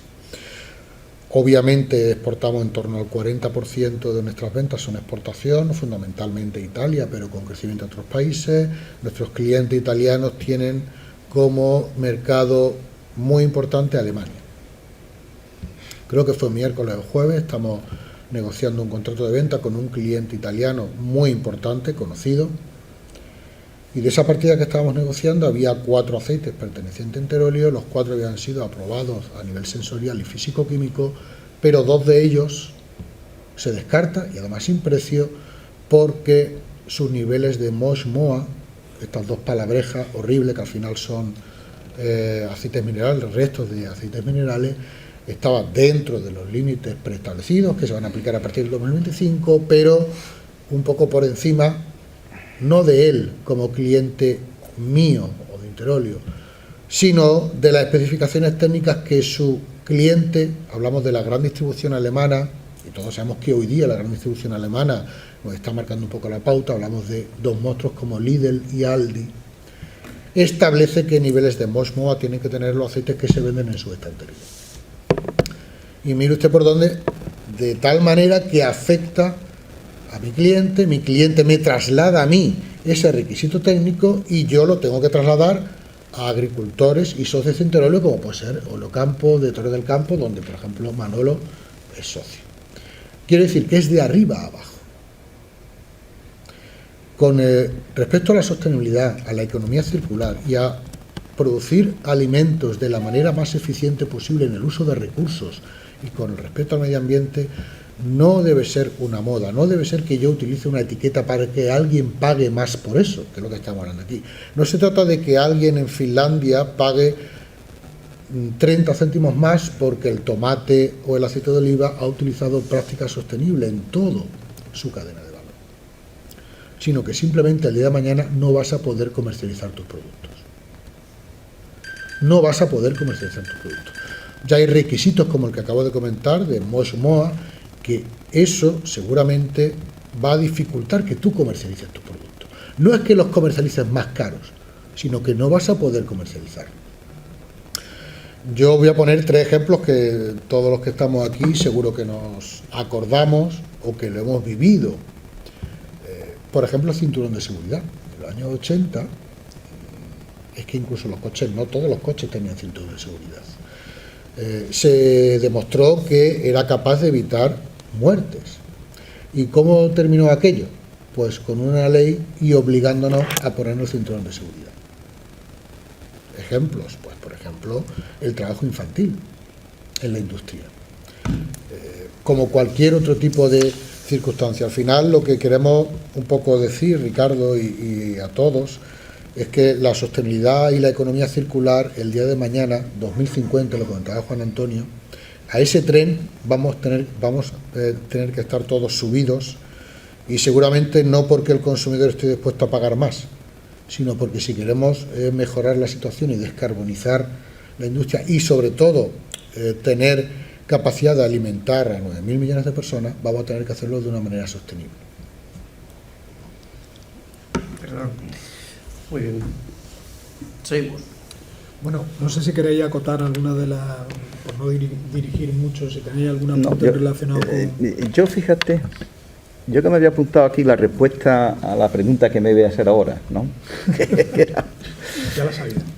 Pues es que estoy en la línea de Esteban, ¿no? Porque la pregunta creo que era así: cuando todos los eslabones de la cadena apuesten por sostenibilidad, ¿cómo debe ser la relación entre los productores y envasadores para que todo el mundo salga beneficiado, incluso los consumidores? Creo que era la pregunta. Y yo redactaba lo siguiente, ¿no? Y es que es lo que dice Esteban, dice: son los consumidores los que han de ser los principales beneficiados. Eso para empezar, ¿eh? Como no todo lo que se produce se vende, solo hay que producir aquello que se puede vender. Es obvio. A veces tenemos una perspectiva muy de oferta. Tengo un producto que es fantástico. Como tú no te lo vas a comprar todo, tendrás que decir que es fantástico los segmentos de mercado a los que vas, ¿no? Va a depender de los segmentos de mercado, como todo, ¿no? Por ejemplo, el estudio de la Junta de Andalucía del año 2017 hablaba de por qué la gente joven no compraba aceites de oliva, ¿no? Y entre ellos mencionaban el plástico, un tema del que hemos pasado así muy de puntillas, ¿no? Debe haber mucha cooperación y esta fase esta pasa por la transferencia de conocimiento a lo largo de la cadena. Esa es la cooperación. De manera que lo que esté más próximo a los consumidores, que era el de este italiano que le vendía el alemán, que era el que estaba más próximo a los consumidores, ha de trasladar sus demandas a los eslabones más próximos al campo. Esa es la enorme colaboración que tiene que haber a lo largo de la cadena. Que aquellos que estén con más prestando la atención a los consumidores rápidamente vaya transfiriendo hasta la gente que está en el campo. Porque si no va a ocurrir lo que dice Esteban. No es que estén dispuestos a pagar, es que lo que no están dispuestos es comprar. Directamente. Entonces, hablamos de esto como todo es segmento de mercado, pero no olvidemos que los segmentos de mercado, con independencia del precio que tenga ahora los aceites de oliva, los segmentos de mercado que adquieren los aceites de oliva fuera de lo que son los hábitos de la gente que nos hemos criado en la zona rural y demás, son gente que tiene una preocupación por realmente la salud, pero tiene un nivel de renta. Entonces, que se lo pueden esto permitir, ¿no? Y por cierto, Juan Antonio, que es que no estamos en el 2%, bueno, estamos en el 1,5%. Sí, bueno. No, pero depende de las campañas. El último es el 1,8.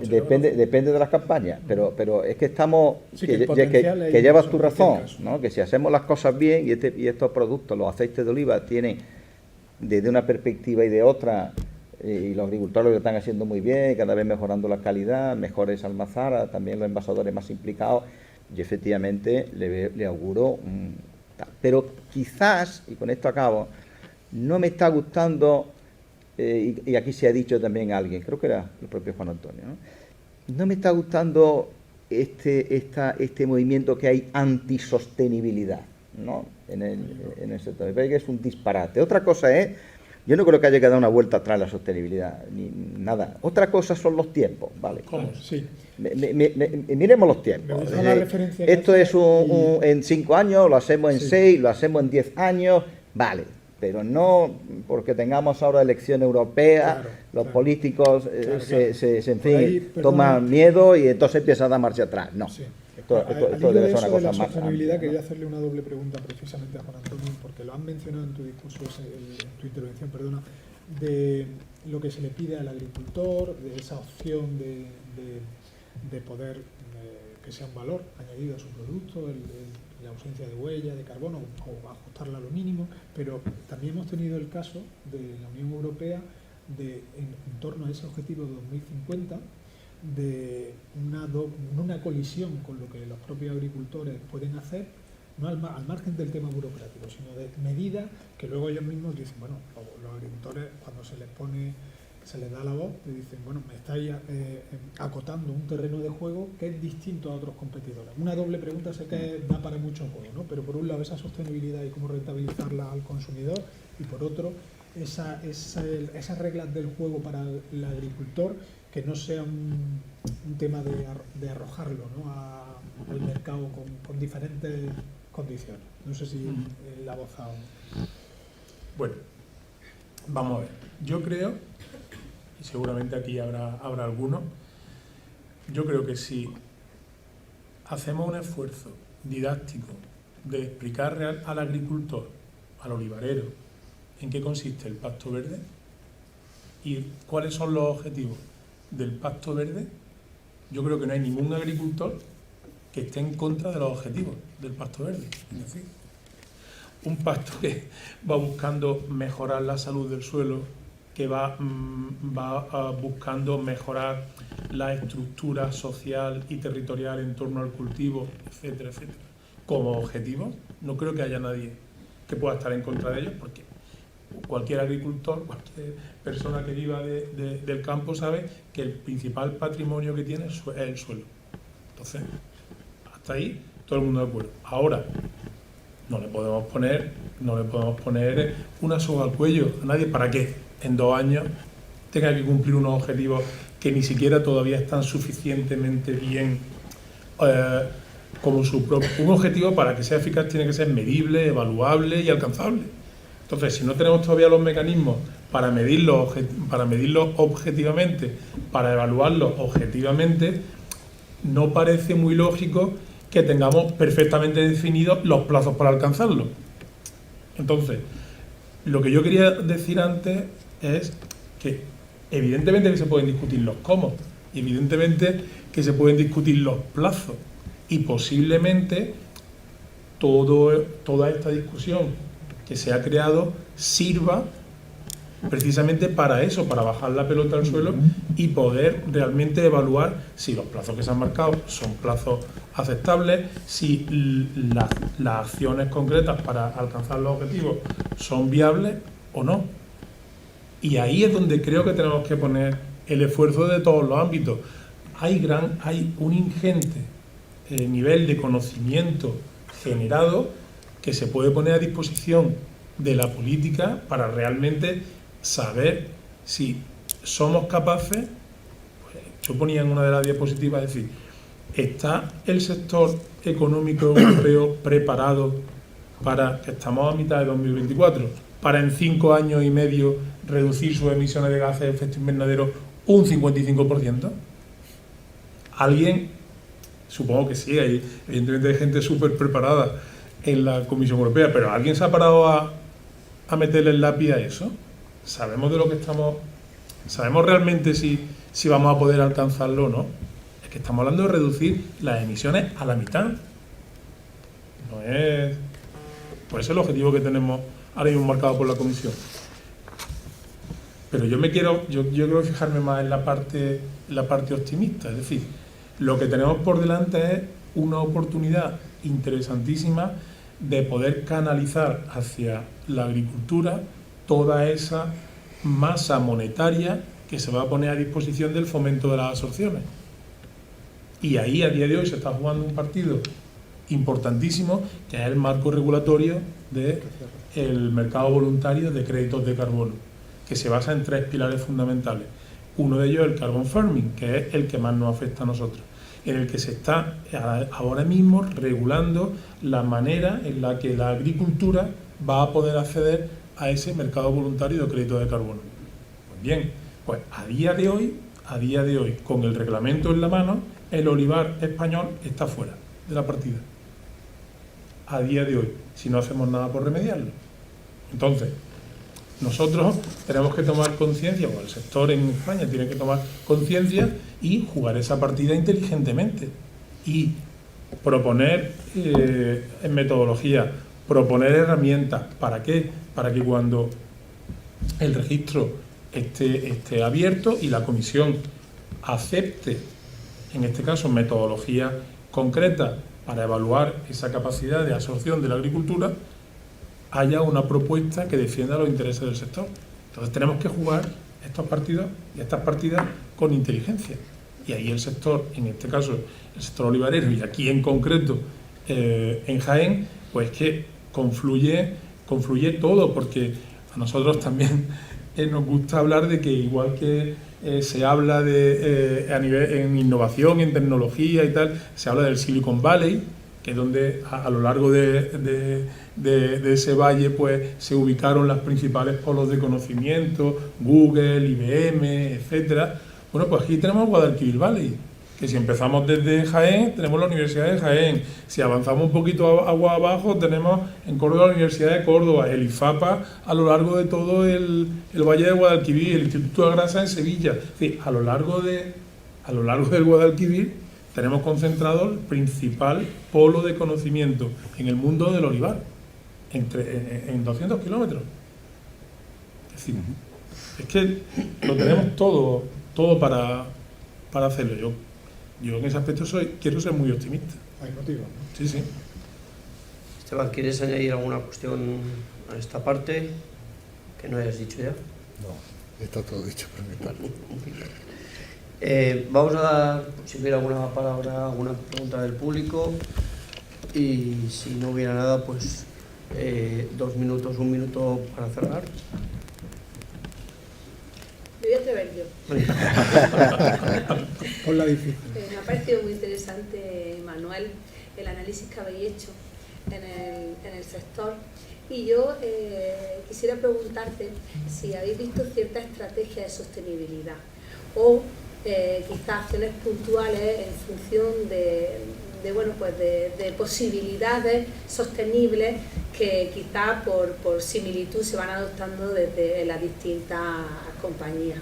Has hablado tú del greenwashing, de la cantidad de estándares que cierto es que tenemos disponibles y que al final son un lenguaje común en el mundo entero para poder mostrar esa sostenibilidad y que no debemos de dejar de tenerlos presentes y bueno, pues ir adhiriéndonos a ellos, sea o no obligatorio. Ahora tenemos una nueva CSRD, la nueva directiva que nos hace entrar en un reporte obligatorio que ya incluso incorpora más sector, amplía, digamos, su aplicabilidad, pero yo quisiera saber si en ese buceo habéis detectado una estrategia de sostenibilidad, que las empresas realmente hacen ese análisis de puertas hacia adentro, desde la dirección, teniendo en cuenta las partes interesadas, el cliente, depende hacia dónde va mi producto y por tanto mi estrategia de sostenibilidad tiene que ir relacionada también con eso, o si por contra, como bien decías también tú, Esteban, en tu exposición,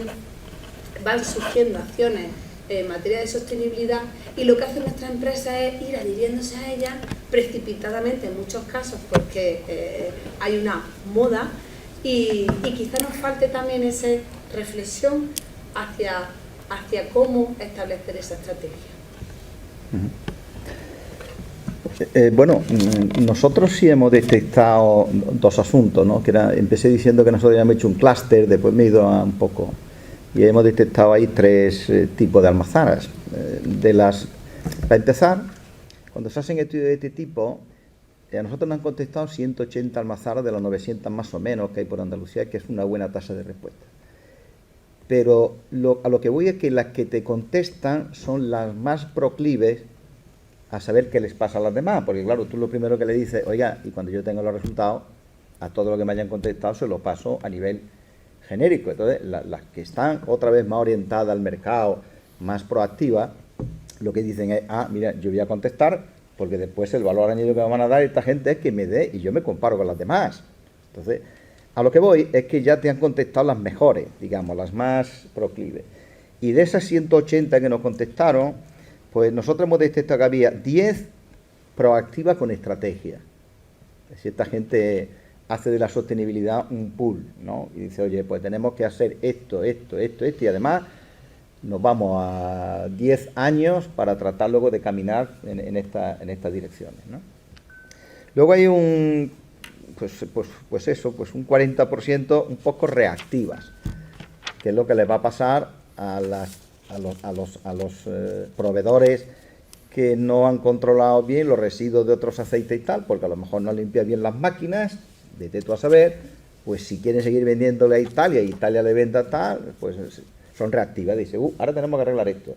Y si mañana queremos exportar graneles y te piden IFS, aunque sean graneles, pues dice, pues ahora IFS, esas son reactivas, ¿no? Y luego hay un 50% pasivas. Estas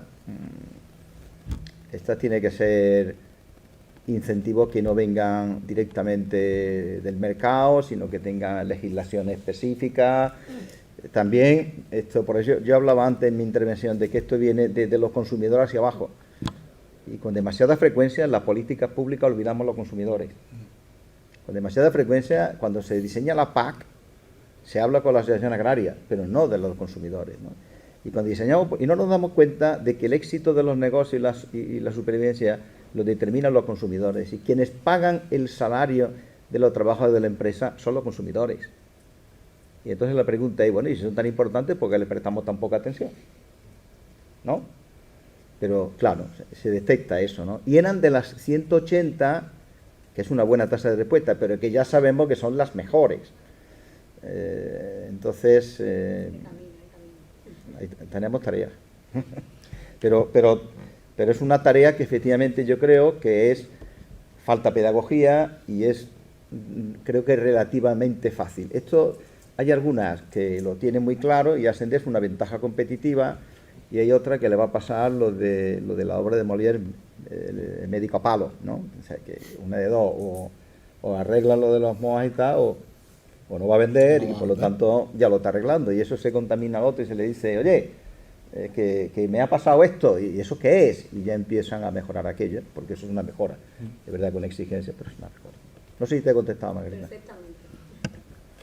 Yo solamente, un poco por entender la evolución lógica de esto, ¿no? Es decir, el concepto de desarrollo sostenible se acuña en el 87 con el informe Brundtland.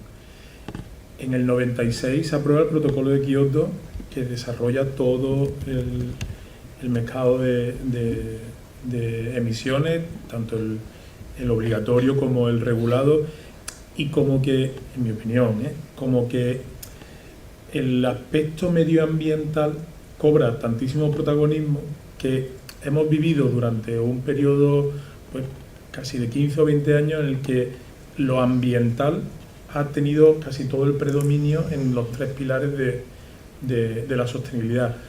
Y claro, el mercado o la sociedad ha demandado fundamentalmente información medioambiental, pero sí es cierto que durante esos años los mercados financieros han ido demandando de las corporaciones, sobre todo a niveles de inversión, cada vez más informes no financieros para evaluar cuál era el impacto social de la actividad económica de las grandes empresas en donde operaban, y ahí aparece el concepto de la responsabilidad social corporativa.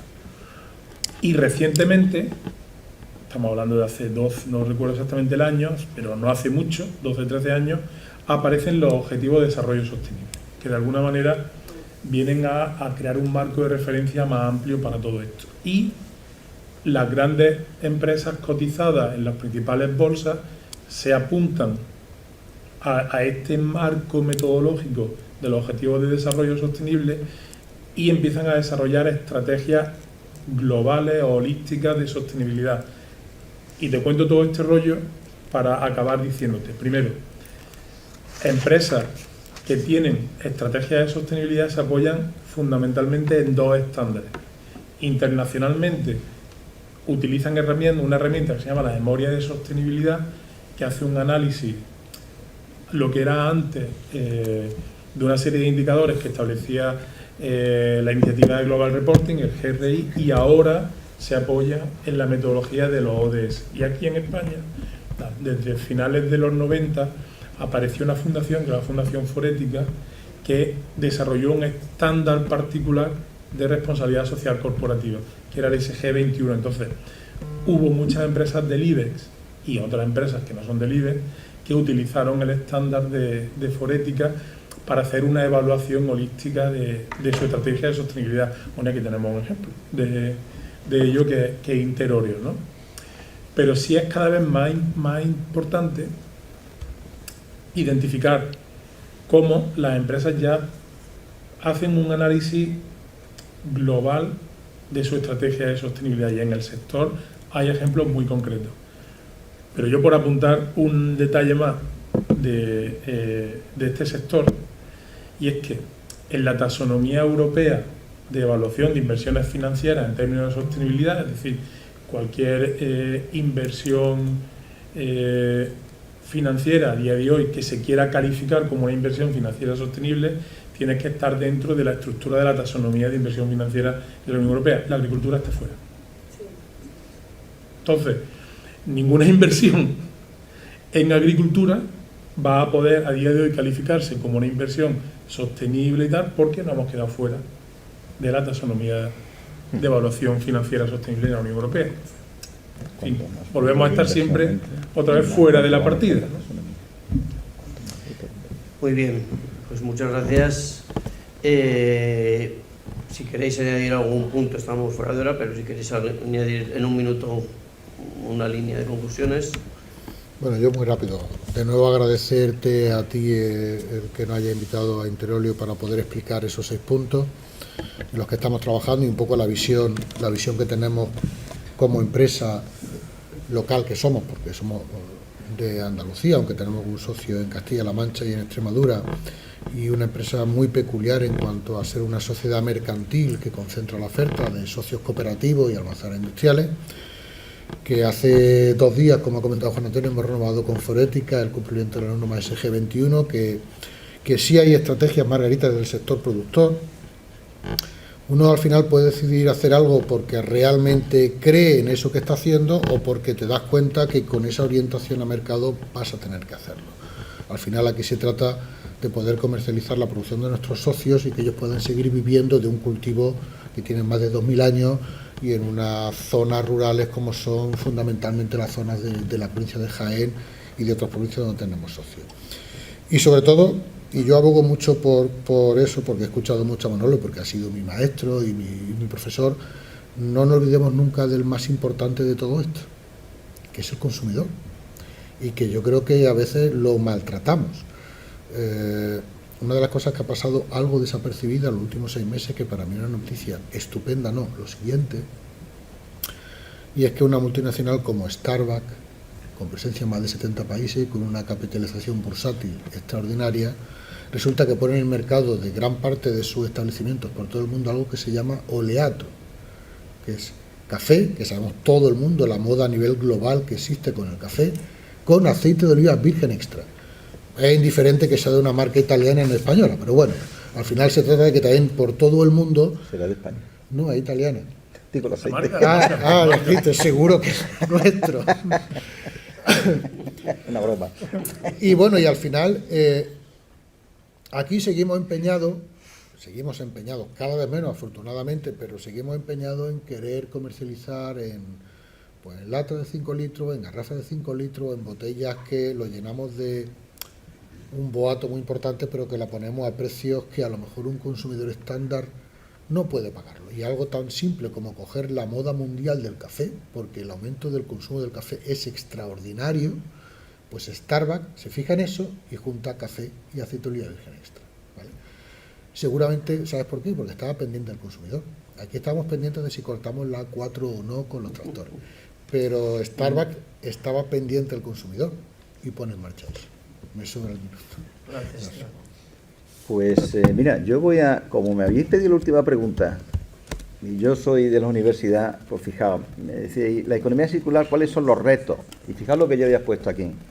Una agricultura baja en carbono, coproductos, un olivar contemplado como fuente de 4 rentas, aceites de oliva, secuestro de carbono, coproductos y ayuda no al producto sino al territorio. Yo creo que un olivar ahora tiene que ir contemplándose como obtener de estas 4 patas las rentas, ¿no? Y yo creo que aquí estas cosas son positivas porque van a hacer que el sector se profesionalice más. Y yo me alegro como socio de Oleocampo de pertenecer a Interóleo. Me alegro por varias cosas. Primero, porque en Interóleo, claro, hay profesionales que nos van a dar ayuda que individualmente no podríamos tener. Eso es obvio, y entre esta ayuda está todo este tipo de asesoramiento. Y en segundo lugar, porque yo tengo mucho cariño a Interóleo, porque empezamos con Interóleo hace una pila de años, ¿no? Pero yo creo que esto trae otra consecuencia positiva, la profesionalización del sector, que en muchos casos hace mucha falta, ¿no? Que proponemos profesionales. Y bueno, agradecerte, Ricardo, que haya tenido la amabilidad de invitarme aquí a participar aquí, que lo bueno que tiene uno cuando viene a una mesa esta con tanta gente buena, es que se va uno aprendiendo un montón, ¿no? Bueno, te lo agradezco doblemente. Bueno, yo por nuestra parte, por el nombre del COI, pues simplemente decir que nosotros estamos convencidos que la sostenibilidad es a día de hoy el principal reto al que se enfrenta el sector, entendida en sus tres ámbitos, y que esos 3 ámbitos no son excluyentes, que están absolutamente interrelacionados, y que el COI va a estar a disposición del sector como herramienta que es, pues, para todo aquello que el sector le demande. Agradecer al Congreso que nos haya invitado a colaborar y a patrocinar este Congreso, y animar a todos los aquí presentes y al sector a que participen en el Congreso de una manera o de otra, porque entendemos que estos momentos de encuentro, como decía Manuel anteriormente, uno siempre cuando va a un encuentro de este tipo, ya sea aquí en una mesa o ya sea en un congreso, siempre tiene la sensación de haber recibido más de lo que humildemente uno haya podido aportar, ¿no? Y en ese aspecto siempre es positivo, nunca es tiempo perdido, ¿no? Entonces, bueno, pues, ojalá que el Congreso sea un éxito y que todas las personas que allí asistan así lo consideren. Muchas gracias. Pues bueno, hablaba Manolo de que si tú has aprendido, pues para los profanos o los que estamos en el aceite y lo conocemos tangencialmente, hombre, para alguien que vive en Jaén y que habla y escribe de Jaén, al final acabas conociendo muchas cosas, ¿no? Aunque sea de manera tangencial, ¿no? Pero es cierto que contar con estos tres ponentes, te agradezco la oportunidad y intentaremos en la medida de lo posible pues trasladar esos titulares, algunos muy periodísticos que habéis dado en esta jornada y que seguro que a los lectores de Jaén, que ya hemos testado que el interés del aceite también trae lectores no solo de Andalucía sino de fuera, sobre todo la derivada de los precios siempre interesa muchísimo y en estos últimos meses interesa mucho, pues le daremos cumplido tratamiento en nuestra web. Muchas gracias. Muchas gracias a todos y bueno, pues gracias también a los que habéis asistido, a los patrocinadores de nuevo, a la Fundación del Olivar por acogernos, ¿dónde está por aquí? Salvador, a la Fundación del Olivar por acogernos en su casa y nos vemos en Madrid, como decían los ponentes, para seguir aprendiendo. Así que muchas gracias. Muy bien, muchas gracias.